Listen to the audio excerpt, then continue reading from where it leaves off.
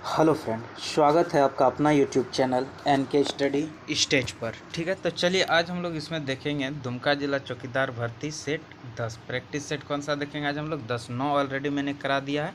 ठीक है, तो आपको हमारे चैनल पर मिल जाएगा, उनको आप जाके ज़रूर देखिए। ठीक है, तो चलिए आज भी हम लोग मिक्स प्रैक्टिस करेंगे। ठीक है, तो चलिए शुरुआत करते हैं बिना किसी देरी के। ठीक है, चलिए पहला ही प्रश्न है। ठीक है, देखिए ये भी पूछा हुआ क्वेश्चन है, याद रखिएगा। ठीक है, ये कहाँ पूछा हुआ तो ये याद रखिएगा, देवघर जिला में पूछा हुआ क्वेश्चन है। ठीक है, तो चलिए देखते हैं।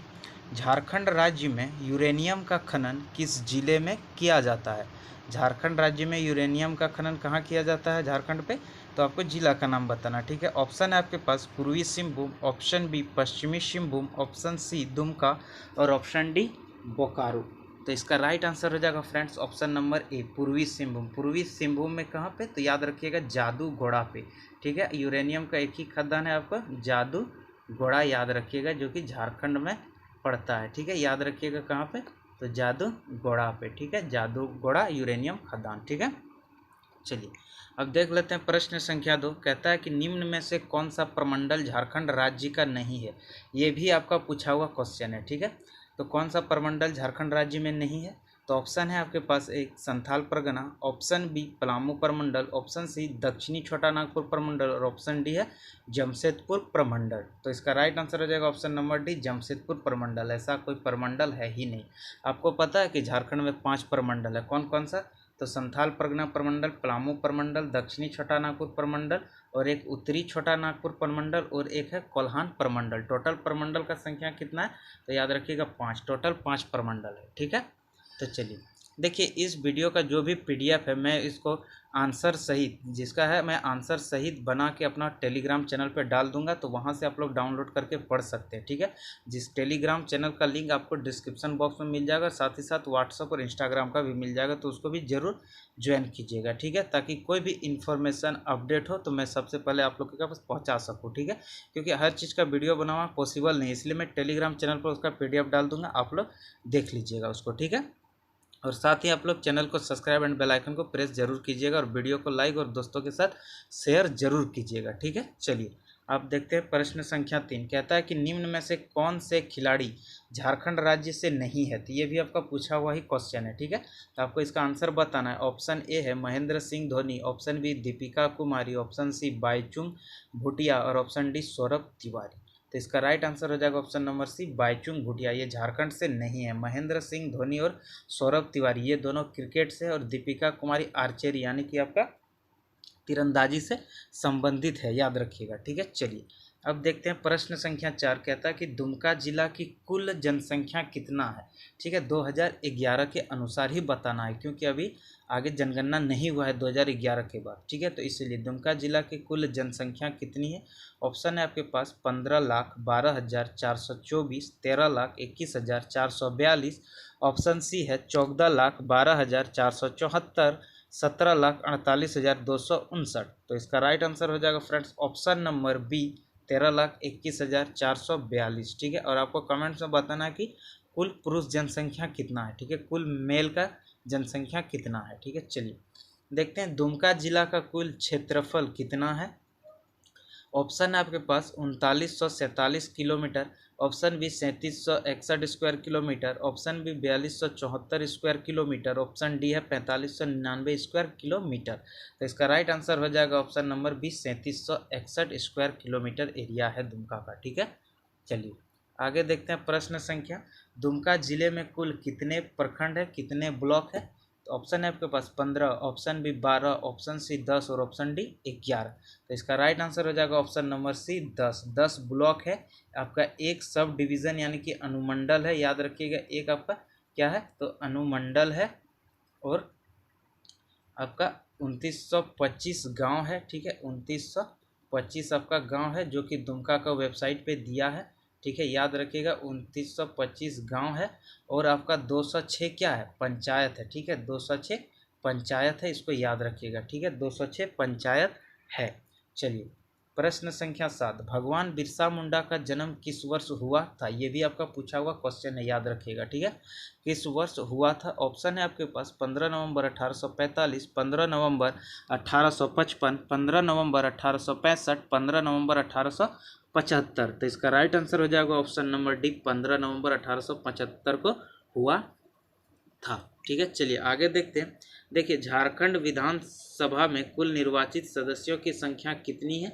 ऑप्शन है आपके पास 80, ऑप्शन बी 81, ऑप्शन सी 82 और ऑप्शन डी 83। तो इसका राइट आंसर हो जाएगा ऑप्शन नंबर बी 81। टोटल कितने हैं? 81 है, यानी कि झारखंड में विधानसभा सीट कितना है?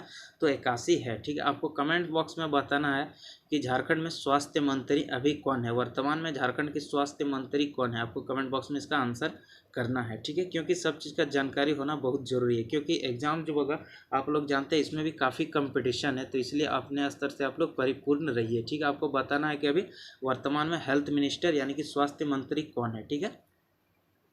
चलिए आगे देखते हैं कि पारसनाथ शिखर झारखंड के किस जिले में अवस्थित है। ये भी आपका पूछा हुआ प्रश्न है, ठीक है। तो इसलिए ये सब पॉइंट जो है आपको याद रखना है, इंपॉर्टेंट है, ठीक है।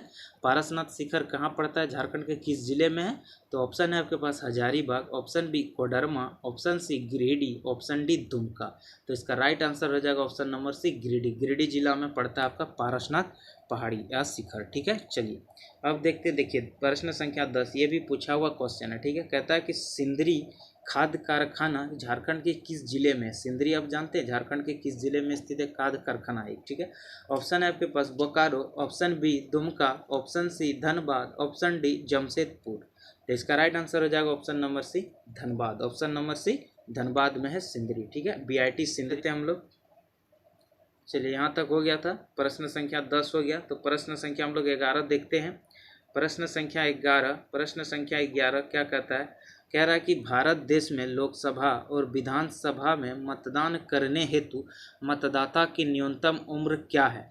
भारत देश में लोकसभा और विधानसभा में मतदान करने हेतु मतदाता की न्यूनतम उम्र क्या है? ऑप्शन है आपके पास 18 वर्ष, ऑप्शन बी 21 वर्ष, ऑप्शन सी 25 वर्ष और ऑप्शन डी 24 वर्ष। देखिए ये भी आपका पूछा हुआ क्वेश्चन है, तो इसका राइट आंसर हो जाएगा ऑप्शन नंबर ए 18 वर्ष। 18 वर्ष आपका वोट डालने का उम्र होना चाहिए। आप 18 वर्ष के होंगे तभी आप वोट डाल सकते हैं, ठीक है। तो चलिए इसको और थोड़ा सा हम लोग फैक्ट जान लेते हैं। तो देखिए ये जो 18 साल पहले उम्र जो था वो वोट डालने का वो कितना था? तो पहले जो उम्र था वोट डालने का वो आपका 21 वर्ष था। कितना था? 21 वर्ष, याद रखिएगा 21 वर्ष था, ठीक है। इसको जो है 21 वर्ष से घटाकर 18 वर्ष किया गया था। कब? तो याद रखिएगा 1989 में। कब किया गया 18 वर्ष? 1989 में। 61वां संविधान संशोधन 1989 में उम्र 18 वर्ष किया गया है, घटा के, याद रखिएगा। पहले कितना था? 21, तो 61वां संविधान संशोधन 1989 के तहत 18 वर्ष किया गया है, ठीक है। आप लोग आर्टिकल भी याद रखना है आपको। चलिए देखिए इसमें कहा गया है, कहता है कि राज्यपाल को क्षमादान की शक्ति, यानी कि राज्यपाल किसी व्यक्ति के सज़ा को कम करा सकता है, उसकी सज़ा को माफ़ करा सकता है। तो राज्यपाल को ये जो आपको शक्ति है, राज्यपाल को ये किस आर्टिकल के तहत उन्हें दिया गया है? राज्यपाल को दिया गया है, ठीक है। ऑप्शन है आपके पास 47, ऑप्शन बी 161, ऑप्शन सी 72 और ऑप्शन डी 40। तो इसका राइट आंसर हो जाएगा ऑप्शन नंबर सी 161, ठीक है। ऑप्शन 47 कहता है कि राज्य सरकार अपने राज्यवासी की सेहत, पोषाहार स्तर आदि को बनाए रखेगा, ठीक है। और इसी के तहत आर्टिकल 47 के तहत ही राज्य सरकार जो है शराब पर प्रतिबंध लगा सकती है, ठीक है। और आर्टिकल 72 में याद है आपको, ये राष्ट्रपति को क्षमादान की शक्ति देता है, ठीक है। इसको देता है, याद रखिएगा, राष्ट्रपति को क्षमादान की ये शक्ति देता है। और अनुच्छेद 40 या आर्टिकल 40 जो ये ग्राम पंचायतों का संगठन से संबंधित है, ठीक है। चलिए आगे देखते हैं हम लोग।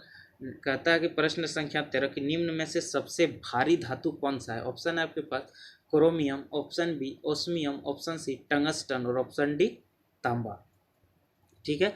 तो चलिए इसका राइट आंसर हो जाएगा option number B osmium. Osmium सबसे भारी धातु है, ठीक है। और ये टंगस्टन जो है ये आप अक्सर देखेंगे, ये विद्युत बल्ब, जो बल्ब आता है जलाने के लिए, ठीक है, जो शीशा वाला बल्ब जो आता है जलाने के लिए, उसका जो बना होता है वो टंगस्टन का ही बना होता है फ्यूज, ठीक है। चलिए आगे देखते हैं। देखिए प्रश्न संख्या 14 कहता है कि शुद्ध सोना कितने कैरेट का होता है, ठीक है। शुद्ध सोना कितने कैरेट का होता है? ऑप्शन आपके पास 22, option B 24, option C 20, option D 18। तो इसका राइट आंसर हो जाएगा ऑप्शन नंबर बी 24। शुद्ध सोना जो होता है ये आपका 24 कैरेट का होता है। लेकिन आभूषण यानी कि जेवर बनाने के लिए जो होता है, महिलाएं लोग जो पहनती है जेवर वगैरह, अंगूठी वगैरह, उन सभी को बनाने के लिए जो सोना का उपयोग किया जाता है वो 22 कैरेट का किया जाता है। ठीक है, शुद्ध सोना से आभूषण नहीं बनाया जा सकता है। ठीक है, याद रखिएगा। तो उसके लिए आपको 22 कैरेट सोना ही जो होता है वो आभूषण बनाने के काम आता है। ठीक है, लेकिन आपका शुद्ध सोना होता है कितने कैरेट का है? तो 24 कैरेट का। ठीक है, चलिए, किसे प्रोटीन की फैक्ट्री कहा जाता है? ठीक है, प्रोटीन की फैक्ट्री इन 4 ऑप्शन में से किन्हें कहा जाता है? ऑप्शन है आपके पास mitochondria, option B lysosome, option C ribosome और ऑप्शन जी है गोल्जी कार्ड। ठीक है, तो इसका राइट आंसर हो जाएगा option number C ribosome. Ribosome को प्रोटीन की फैक्ट्री कहा जाता है। ठीक है, और मैंने बताया था आपको कि माइटोकॉन्ड्रिया जो होता है ये कोशिका का पावर हाउस है। ठीक है, सेल का ये पावर हाउस है। और लाइसोसोम को कहते हैं हम लोग आत्मघाती थैली, याद रखिएगा। ठीक है, लाइसोसोम को कहते हैं हम लोग आत्मघाती थैली। ठीक है, और गोल्जी कॉय को क्या कहते हैं हम लोग? गोल्जी कॉय को तो याद रखिएगा इसे कहते हैं हम लोग यातायात प्रबंधक। ठीक है, गोल्जी कॉय को कहते हैं यातायात प्रबंधक के रूप में भी ये जाना जाता है। ठीक है, चलिए देखते हैं प्रश्न संख्या 16। कहता है कि पादप कोशिका का रसोई घर किसे कहा जाता है? पादप कोशिका का रसोई घर किसे कहा जाता है? तो ऑप्शन है आपके पास वर्णी लवक, ऑप्शन बी अवर्णी लवक, ऑप्शन सी हरित लवक, ऑप्शन डी इनमें से कोई नहीं। तो इसका राइट आंसर हो जाएगा ऑप्शन नंबर सी हरित लवक को रसोई घर कहते हैं। ठीक है, और कमेंट बॉक्स में बताना कि पत्ते का हरा रंग किसके कारण होता है? पत्ते का हरा रंग किसके कारण होता है? ठीक है, चलिए प्रश्न संख्या 17 कहता है कि पारसेक किसकी मात्रक है? ऑप्शन है आपके पास चाल, समय, दूरी और वेग। तो इसका राइट आंसर हो जाएगा ऑप्शन नंबर सी पारसेक जो है ये दूरी का मात्रक है। पारसेक दूरी का मात्रक है। ठीक है, प्रश्न संख्या 18 ऊर्जा का एसआई मात्रक क्या है? ऑप्शन है आपके पास newton, option B pascal, option C joule और ऑप्शन डी सेकेंड। तो इसका राइट आंसर हो जाएगा ऊर्जा या कार्य का एसआई मात्रक होता है जूल। न्यूटन होता है बल का, याद रखिएगा। न्यूटन होता है आपका बल का। ठीक है, और ये पास्कल जो होता है ये होता है आपका दाब का। किसका?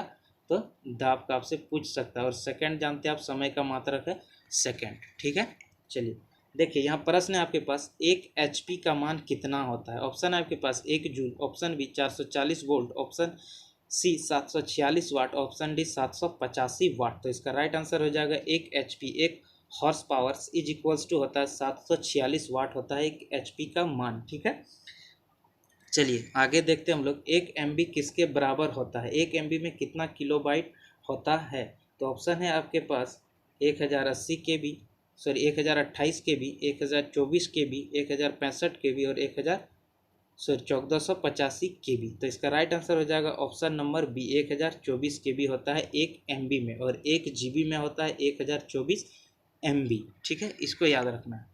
चलिए प्रश्न संख्या 21 देखिए, मैथ से प्रश्न है। अब कहता है कि एक वर्ग की भुजा 12 मीटर है तो इसका क्षेत्रफल कितना होगा? तो इसका क्षेत्रफल कितना होगा? तो आप लोग को पता है कि वर्ग का जो क्षेत्रफल होता है, वर्ग का जो क्षेत्रफल होता है वो क्या होता है? वो भुजा का स्क्वायर होता है। भुजा का क्या करेंगे हम लोग? तो स्क्वायर कर देंगे। ठीक है, तो यहाँ भुजा कितना है? तो 12। जब 12 का स्क्वायर कीजिएगा तो आपका निकल के आएगा कितना? 144 मीटर। और यहाँ मीटर में है तो ये भी 1 मीटर में ही होगा। तो 12 का स्क्वायर हो गया 144 मीटर। याद रखिएगा वर्ग का क्षेत्रफल भुजा का स्क्वायर होता है।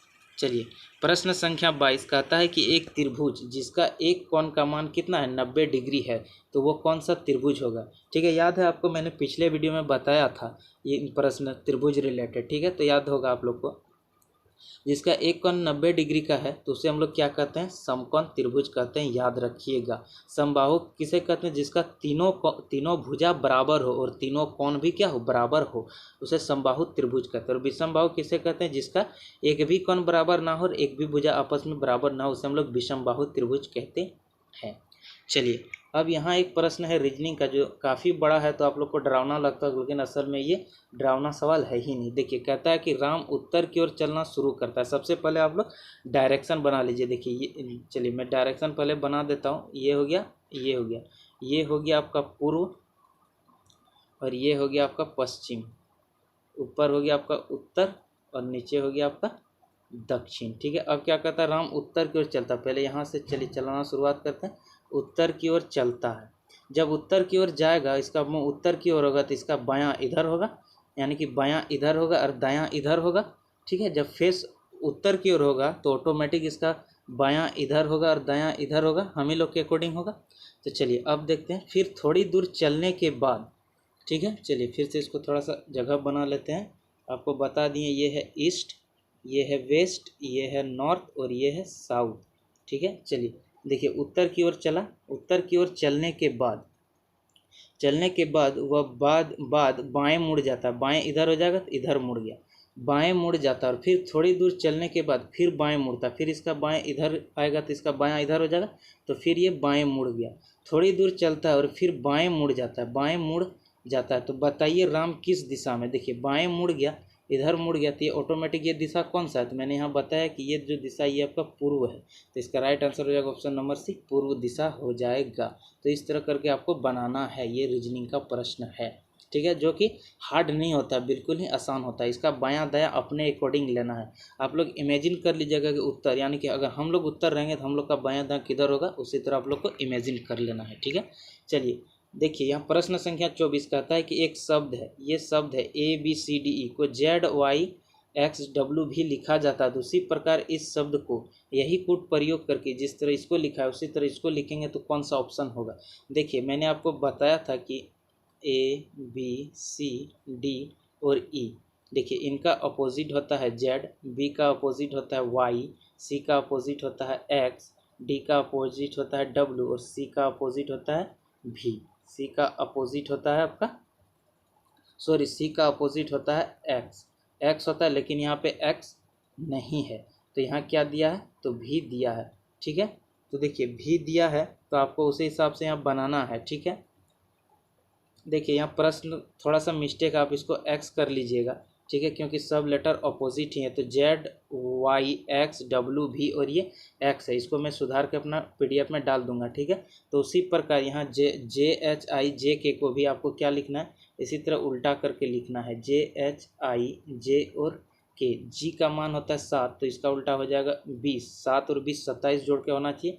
इसका होता है 8 तो इसका होना चाहिए 19 यानी कि S। इसका होता है 9 तो इसका होना चाहिए 18 यानी कि आपका हो जाएगा R। इसका होता है 10 तो नीचे आना चाहिए 17 यानी कि Q। इसका होता है आपका 11 तो नीचे आना चाहिए 16 यानी कि P। तो क्या हो जाएगा PQRST। तो ऑप्शन नंबर 20 का राइट आंसर हो जाएगा। याद रखिएगा ये V के जगह यहाँ X होगा आपका। ठीक है, चलिए आगे देखते हैं। लास्ट प्रश्न है, कहता है कि दिन का संबंध जिस तरह से रात से है उसी प्रकार जगना का संबंध किससे होगा। तो देखिए ऑप्शन है आपके पास, दौड़ना, रुकना, सोना और उठना। ठीक है, तो देखिए दिन का संबंध रात से कैसे, तो दिन का उल्टा क्या होता है, रात होता है। आपको पता है कि दिन का उल्टा होता है रात, उसी प्रकार जगना का उल्टा क्या हो जाएगा, तो सोना। एकदम बेसिक क्वेश्चन आप लोग से पूछा जाएगा, जगना का उल्टा सोना। तो कौन सा ऑप्शन है, ऑप्शन नंबर सी राइट। चलिए ये था वीडियो, इसको ठीक है, इस प्रश्न को मैं जो है थोड़ा सा करेक्शन करके आपको टेलीग्राम चैनल पर डाल दूंगा, तो वहाँ से आप लोग डाउनलोड करके पढ़ लीजिएगा आराम से। ठीक है, मिलते हैं नेक्स्ट वीडियो में। थैंक यू दोस्तों, बने रहिए हमारे चैनल के साथ। धन्यवाद।